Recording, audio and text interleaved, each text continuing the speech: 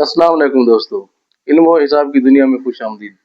आज हम एक क्यूबिक फीट को जो है ना वेरीफाई करेंगे कि 28.32 लीटर के बराबर कैसे होता है।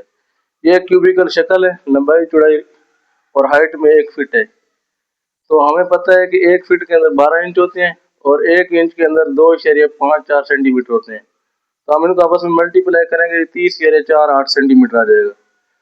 क्योंकि हमने क्यूबिक फुट में इसकी वैल्यू मालूम करनी है, तो हम लंबाई चौड़ाई और हाइट के रूप इन पैमाइश को आपस में मल्टीप्लाई करेंगे 30.48 को।